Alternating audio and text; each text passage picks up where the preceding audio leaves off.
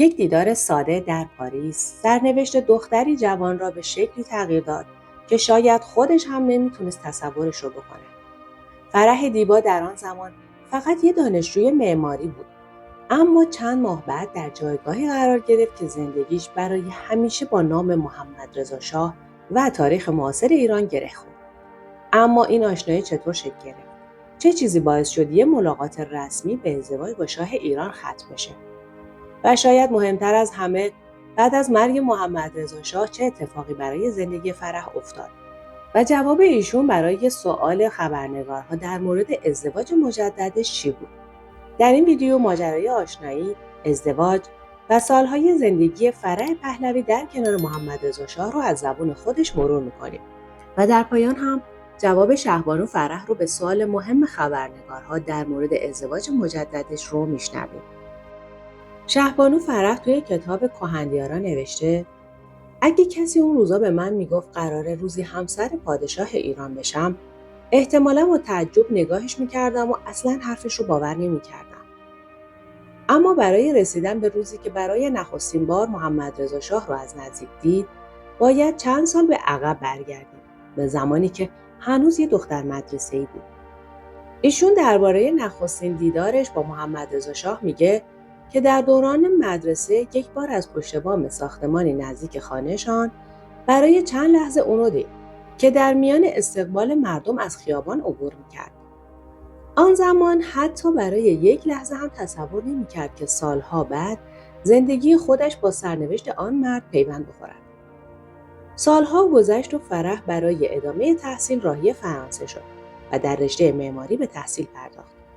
در آن دوران تمام توجه او معطوف به دانشگاه، درس، آینده و ساختن زندگی شخصی خودش بود. درست مثل خیلی از دانشجوهای جوانی که برای آیندهشون رویاها و برنامه‌های زیادی دارن. اما یه روز یه خبر منتشر شد که فضای زندگی دانشجوهای ایرانی مقیم پاریس رو تغییر داد. اعلام شد که محمدرضا شاه قراره برای دیداری رسمی با ژنرال دوگل به فرانسه سفر کنه و تعدادی از دانشجویان ایرانی هم برای ملاقات با اون دعوت میشن.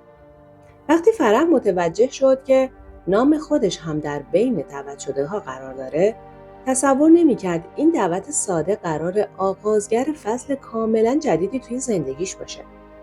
با این حال، اتفاقی که اون روز توی سفارت رخ داد، سالها بعد هم با جزئیات در ذهنش باقی مونده.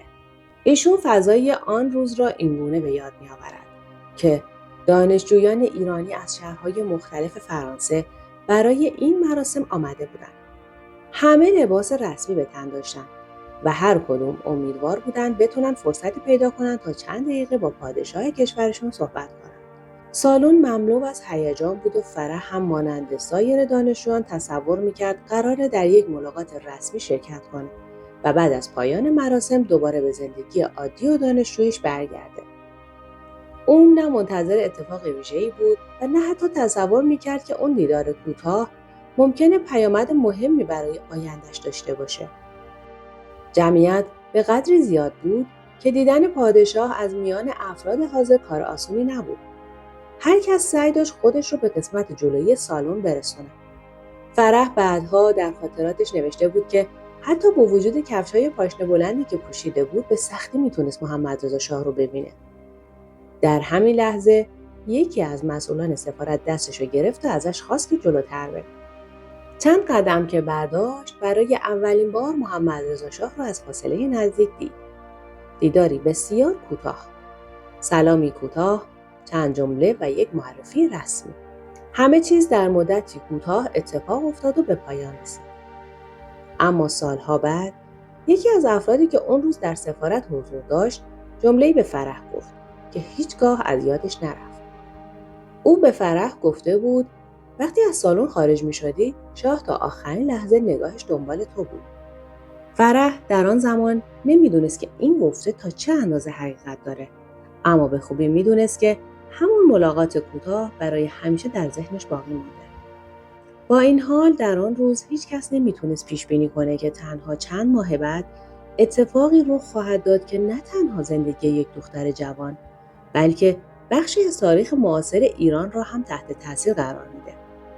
بعد از اون دیدار زندگی دوباره به روال عادی برگشت. فرح به دانشگاه رفت و کلاس‌ها، پروژه‌های معماری، امتحانات و زندگی دانشجویی بیشتر وقت اون رو به خودش اختصاص دادن. برای تعطیلات هم به ایران برگشت. اما توی همون سفر اتفاقی رقم خورد که مسیر زندگیش رو به شکلی کاملا غیرمنتظره تغییر داد. او برای پیگیری یکی از مسائل مربوط به ادامه تحصیل و دریافت بورس تحصیلی به کمک عموش اسفندیار دیبا نیاز داشت. فردی که در آن زمان در دربار مسئولیت داشت. فرح تصور می‌کرد این مراجعه صرفاً یک موضوع خانوادگی و اداری است و بعد از انجام کاراش دوباره به فرانسه برمیگرده. اما گاهی اتفاقهایی که سرنوشت انسان رو تغییر میدن از ساده ترین و معمولی ترین دیدارها آغاز میشه. توی همون روزها نام فرح به گوش بعضی از افرادی رسید که در اطراف شاه حضور داشتند. یکی از این افراد اردشیر زاهدی بود. از این نقطه به بعد اتفاقهایی آغاز شد که دیگه شباهت چندانی به زندگی معمولی یک دانشجوی جوان نداشت. اردشیر زاهدی بعد از چند دیدار فرح رو گزینه مناسبی برای آشنایی با محمدرضا شاه تشخیص داد و این موضوع رو با شاه مطرح کرد. مدتی بعد به فرح خبر داده شد که قرار بار دیگه با محمدرضا شاه ملاقات کنه. این ملاقات با دیدار قبلی در سفارت تفاوت زیادی داشت. این بار فرصت بیشتری برای گفتگو وجود داشت. در مورد تحصیل در رشته معماری، ایران و آینده کشور با هم صحبت کردند. هرچه بیشتر گفتگوها ادامه پیدا می‌کرد، فضای ملاقات هم صمیمی‌تر می‌شد. چند دیدار دیگر انجام شد و سرانجام محمدرضا شاه تصمیم خودش رو گرفت.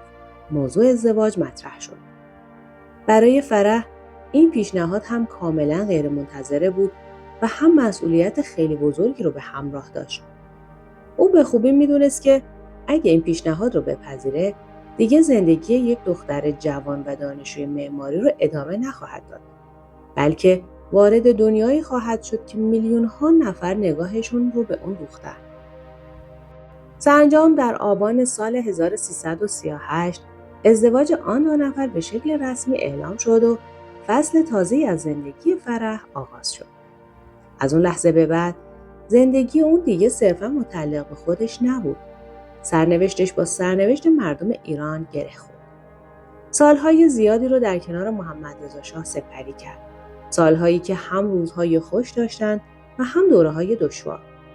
از تولد فرزنداشون گرفته تا مسئولیت‌هایی که با گذشت زمان بیشتر و سنگین‌تر می‌شدن.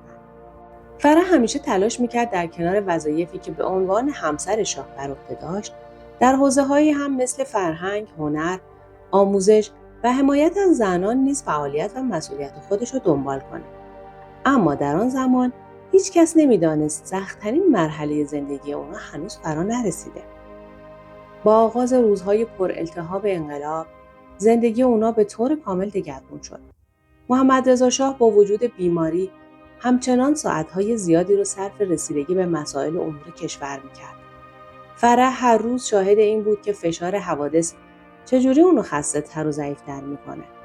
با این حال محمدرضا شاه کمتر در مورد آینده خودش صحبت می‌کرد. بعد از ترک ایران، دوره دشوار تبعید آغاز شد. دوره‌ای که فرح هیچ وقت تصور نمی‌کرد که مجبور بشه اون رو تجربه کنه. سفر از کشوری به کشور دیگه، نگرانی همیشگی نسبت به آینده و سرانجام از دست دادن همسرش از تلخ‌ترین بخش‌های زندگیش بودن. سالها از اون روزها گذشته و در این مدت بارها پرسشی از فرح پرسیده شده. پرسشی که شاید خیلی از شما هم اونو شنیده باشید. چرا بعد از محمدرضا شاه دوباره ازدواج نکردید؟ ایشون در پاسخ گفت: ایران، مردم ایران و امید به آینده این سرزمین دلایلی بودند که باعث شدن مسیرم رو ادامه بدم و من ازدواج کردم. من با کشورم ایران ازدواج کردم. امروز بعد از گذشت چندین دهه هر فردی میتونه برداشت و نگاه خودش رو نسبت به اون زمان داشته باشه. فرح هم آنچه را که از آن سالها در ذهنش باقی مونده، یعنی خاطرات و تجربه‌های شخصی خودش رو برای مردم روایت کرده. در نهایت این تاریخ است که درباره همه ما قضاوت خواهد کرد. دوستان عزیز، حالا نوبت شماست که نظرتون رو بگید. به نظر شما جمله بعد از محمد رضا شاه با کشورم ازدواج کردم دقیقاً چه مفهومی داره؟ آیا این جمله رو نشونه ای از وفاداری میدونید یا برداشت دیگه ای از اون دارید؟ حتما دیدگاه خودتون رو در بخش نظرات با ما به اشتراک بگذارید. و اگه هنوز عضو کانال ما نشدین، لطفاً با زدن دکمه سابسکرایب ما رو دنبال کنید و با فعال کردن زنگوله جزو اولین نفراتی باشین که از انتشار ویدیوهای جدید ما با خبر میشید.